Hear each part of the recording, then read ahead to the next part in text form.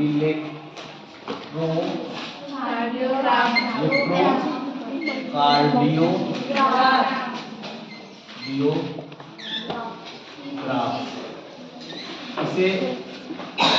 इसे हम बेटा शॉर्ट रूप से कहते हैं ईसीजी। ईसीजी का मतलब इलेक्ट्रोकार्डियोग्राफ। इसका मतलब समझते हो, एक ऐसी मशीन, बात समझो, एक ऐसी मशीन लेते हैं, उस मशीन के द्वारा, उस मशीन का नाम है इलेक्ट्रोकार्डियोग्राफ। ग्राम इलेक्ट्रोकार्डियोग्राफ नहीं बेटा, मेरी बात सुनते रहो पहले। इलेक्ट्रोकार्डियोग्राम नामक मशीन से हम हार्ट की बीटिंग को मेजर करते हैं। हार्ट की बीटिंग को क्या करते हैं बेटा? मेजर करते हैं। हार्ट की बीटिंग को हम क्या करेंगे? मेजर करते हैं। उसमें देखते हैं कि मेरा जो हार्ट है वह क्या उसका सिस्टोलिक प्रेशर, उसका डायस्टोलिक प्रेशर, ठीक है, उसका सिस्टोलिक प्रेशर, उसका डायस्टोलिक प्रेशर। मतलब जैसे हार्ट है, हार्ट मान लो बेटा यही हार्ट है, हार्ट में क्या है उसका, जैसे देखे थे तुम, उसका एट्रियम, ठीक है, उसका एट्रियम अच्छे से क्या कर रहा है, अच्छे से उसका यहाँ क्या था, एट्रियम था। यस। ये कौन था? Right atrium. ये राइट लेफ्ट एट्रियम। ठीक है। तो बेटा इसमें देखते थे, इसमें क्या है, पेसमेकर क्या करता था? वर्जिनेट। इसके बाद सुनो, इसके बाद क्या है बेटा, इसमें देखेंगे एट्रियम जो है हार्ट की बीटिंग करवा रहा है। यहाँ से पेसमेकर हार्ट की बीटिंग सही से करवा रहा है कि नहीं करवा रहा है, मतलब उस ग्राफ के द्वारा हम देखते हैं, कौन? इलेक्ट्रोकार्डियोग्राफ के द्वारा। और वह ग्राफ बनता है, क्या बनता है? वह ग्राफ बनेगा ऐसे ऐसे करके। तुम आप अपने कोई बीमार होता होगा या कहीं देखते होगे तो वो ग्राफ बनता है, उसमें होता है P, T, Q, R, ये सब चीजें वहां दर्शाया जाता है। उसमें क्या क्या समस्याएं आती है, तो एक ग्राफ मतलब ग्राफिकल रिप्रेजेंटेशन दिखने को मिलता है। और इस इलेक्ट्रिकल ग्राफ जो बनता है ना बेटा, वह ग्राफ जो है वो किसके माध्यम से बनता है? इलेक्ट्रोकार्डियोग्राम। किसके माध्यम से?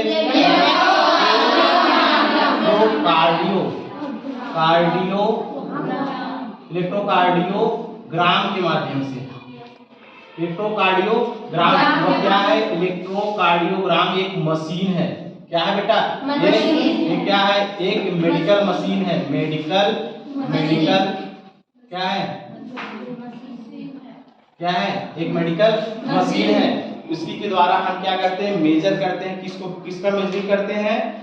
ठीक है, सिस्टोलिक प्रेशर करते हैं। ठीक है, आप देखो इसकी परिभाषा होगा, क्या बता रहे हैं आपकी, इसकी परिभाषा होगा, the electrical activity of the heart can be recorded from the body. Electrical activity of the heart can be recorded from the body surface by using electrocardiograph and the recording is called electrocardiogram. मतलब electrocardiogram machine के द्वारा, by using electrocardiograph recording electrocardiogram. मतलब इसकी परिभाषा हो गया बेटा, फिर से सुन लो। इलेक्ट्रिकल एक्टिविटी मतलब हार्ट में इलेक्ट्रिकल एक्टिविटी होती है। वो इलेक्ट्रिकल एक्टिविटी बेटा कौन शुरू करवाता है? पेसमेकर शुरू कराता है। पेसमेकर जो होता है ये क्या कराता है? इलेक्ट्रिकल जो एसए नोड, पेसमेकर अथवा क्या कहते हैं? SA node. ठीक है, हमारे शरीर में बेटा इलेक्ट्रिकल एक्टिविटी होती है। हमारे शरीर में हार्ट में जो है इलेक्ट्रिकल एक्टिविटी होती है। इलेक्ट्रिकल एक्टिविटी को क्या करते हैं? मेजर करने के लिए इलेक्ट्रोकार्डियोग्राम के द्वारा एक ग्राफ को हम देखते हैं। किसके माध्यम से? इलेक्ट्रोकार्डियोग्राम के माध्यम से एक ग्राफ को देखते हैं, हार्ट के ग्राफ को देखते हैं कि उसका एट्रियम, उसके वाल्व मतलब उसका वेंट्रिकल, ये सब पेसमेकर मतलब एसए नोड, एवी नोड, ये सब अच्छे से काम कर रहे हैं कि नहीं कर रहे हैं, उसे हम क्या कहेंगे? इलेक्ट्रोकार्डियोग्राफ कहेंगे। इसे कह सकते हैं रिकॉर्डिंग, इसके कह सकते हैं electrical using of electrocardiograph and the recording is called electrocardiogram. Electrocardiogram के द्वारा हम क्या करते हैं बेटा, रिकॉर्डिंग करवाते हैं। इसी के द्वारा क्या करते हैं, रिकॉर्डिंग कराते हैं। रिकॉर्डिंग करने के बाद क्या मिलता है, इलेक्ट्रोकार्डियोग्राफ मिलता है। ठीक है, इतना क्लियर हो गया। इसके बाद देखो अब तुम्हारे में फिगर दिया है बेटा, फिगर दिया है, देखो फिगर एक दिया है क्या, पी, देखो ये दिया है, पहले पी दिया है, ठीक है। इसके बाद क्यू दिया है, क्या दिया है, क्यू दिया है। अब इसके बाद क्यू के बाद क्यू दिया है, क्यू के बाद आर दिया है ना, आर दिया है, आर के बाद यस दिया है, इसके बाद टी दिया है ना, ठीक है, ठीक है, इतना चीज दिया है। अब इस चीज को देखो, ये क्या, इस चीज को आप देखोगे, क्या देखोगे, इस चीज को क्या कर रहे हो, देख रहे हो, कहाँ दिया है, इलेक्ट्रोकार्डियो क्या है, डायग्रामेटिक रिप्रेजेंटेशन आप क्या है, स्टैंडर्ड ईसीजी, ईसीजी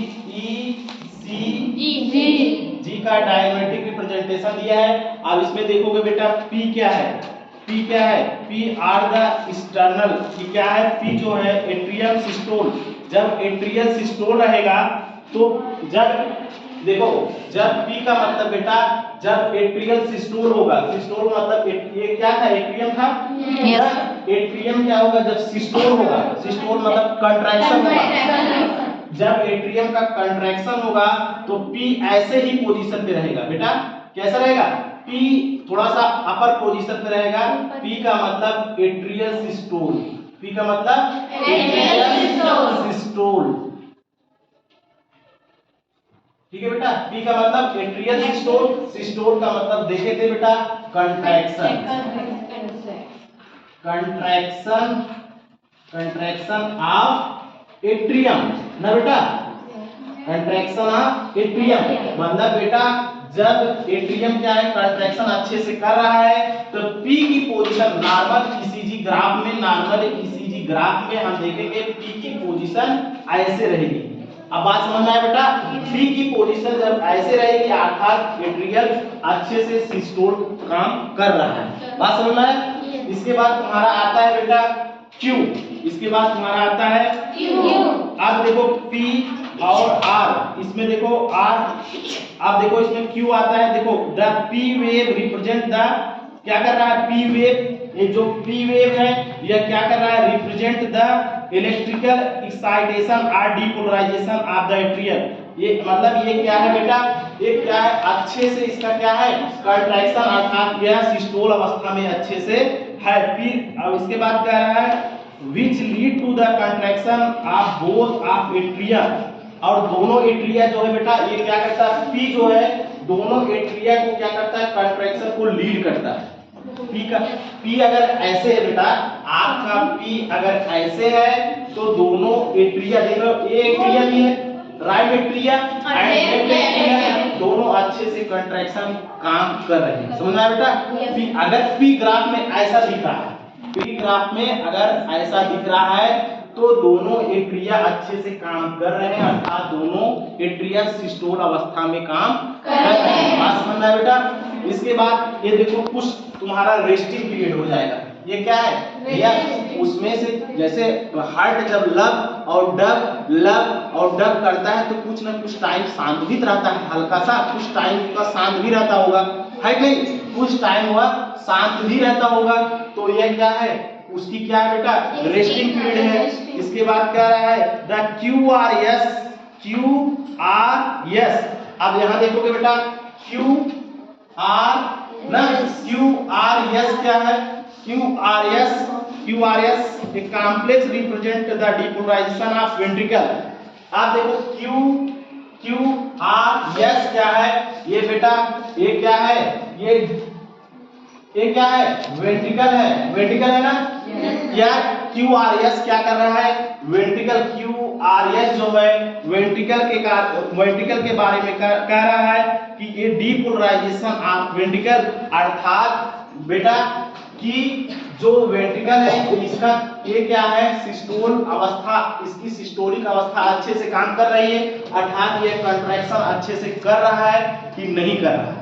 पहले आपने देखा कि एट्रियम अच्छे से काम कर रहा है कि नहीं कर रहा है, अर्थात सिस्टोल करेगा तभी तो डायस्टोल करेगा। ठीक है बेटा, जब यह सिस्टोल मानी कंट्रैक्ट होगा और फिर वो रिलैक्स होगा, होगा कि नहीं? पहले कंट्रैक्ट होगा, कोई चीज ऐसे गुब्बारा लोगे, ऐसे दबाओगे, दबा के फिर छोड़ दोगे, उसमें से जो रहेगा निकल जाएगा हवा, फिर इसके बाद क्या होगा, वह फिर पूर्ण अवस्था में आ जाएगा।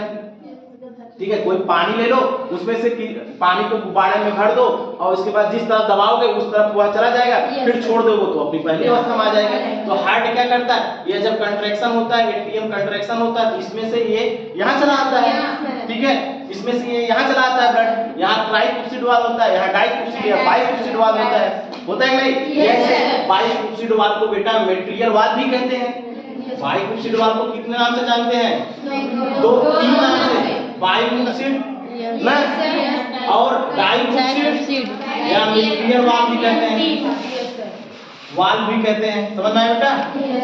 आप देखो ये तुम्हारा QRS जो दिख रहा है बेटा, अगर ऐसे ही पोजीशन रहेगा तो यानी कि डीपोलराइजेशन ऑफ वेंट्रिकल, अर्थात ये इसकी सिस्टोल अवस्था, यानी इसका जो वेंट्रिकल है राइट वेंट्रिकल और क्या बेटा लेफ्ट वेंट्रिकल अच्छे से काम कर रहा है कि नहीं कर रहा है, यह कौन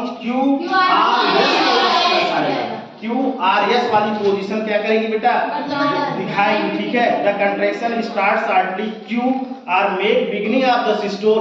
और Q क्या करता है बेटा, ये Q क्या करता है, ये बिगिनिंग स्टार्टिंग को दिखाता है कि यहाँ स्टार्ट है कि नहीं है।